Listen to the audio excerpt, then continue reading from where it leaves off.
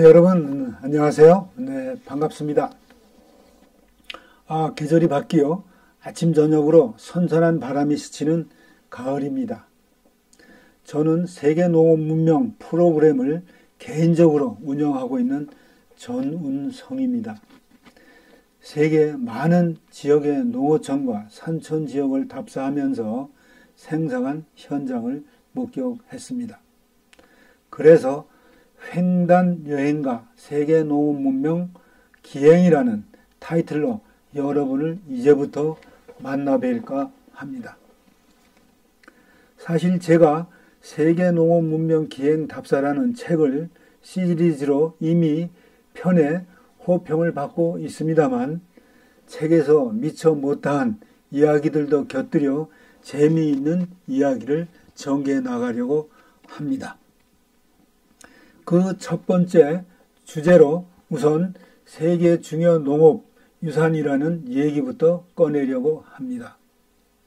이렇게 농업유산을 첫 번째 주제로 다루기로 한 직접적인 이유는 이미 국내에는 5개의 세계 중요 농업유산과 국내 국가 중요 농업유산 18개 지역 등 모두 23개 지역이 있는데 비하여 제가 살고 있는 강원 지역에는 아직 한 군데도 없다는 것이 말이 안 된다고 생각했기 때문입니다. 그런데 농업유산 하면 많은 사람들은 그게 뭐지?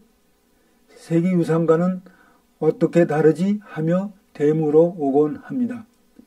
심지어 어떤 지역 농업 담당자는 여기에 대해 제대로 알고 있지 못함에 놀랄 지경입니다. 우선 세계 중요 농업유산은 어떤 지역에 어떤 것이 있는지 간단히 알아보고 이어 국내 중요 농업유산 지역을 소개하려고 합니다. 그러면 바로 이게 농업유산이구나 라는 것을 바로 알게 될 것입니다. 그 구체적인 사실은 농업유산에 관련하여 오늘 소개하는 세계 농업유산 그리고 국내 농업유산 세 번째로 아직 한 군데도 지정된 곳이 없는 강원 지역에는 과연 아무것도 없는 것인지 발굴해보려고 하는 등 모두 세 차례에 걸쳐 소개를 드리면 이해가 바로 가실 것으로 생각합니다. 여기에 소개되는 많은 사진들은 제가 직접 찍은 사진도 있습니다만 세계 농업유산의 경우 유엔 식량농업기구 세계 중요 농업유산에서 취한 사진 등등과 국내 중요 농업유산 지역을 보유하고 있는 각 지자체가 공유하는 자료 등도 있음을 미리 말씀드립니다. 자, 그러면 저와 함께 세계 중요 농업유산을 감상하겠습니다. 함께 보실까요?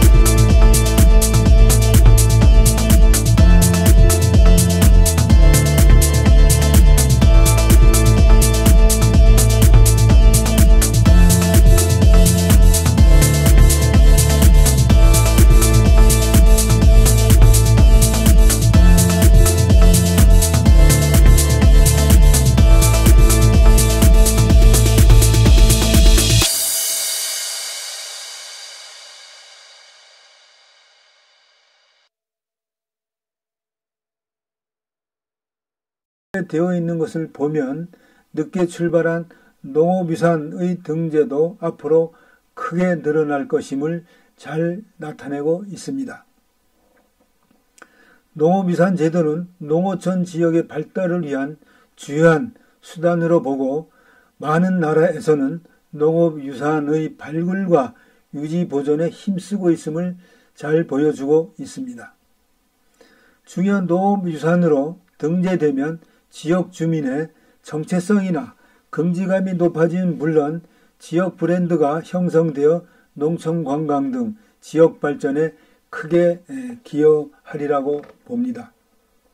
특히 지금 대유행병 등으로 해외여행이 꽉 막혀진 상태에서 중요 농업유산 지역으로의 여행은 농어촌이 지닌 가치를 재조명함으로써 막힌 마음이 팍 뚫릴 것으로 생각합니다. 그럼 다음에 국내 중요 농업유산을 소개해 드리려고 합니다. 기대해 주십시오. 감사합니다.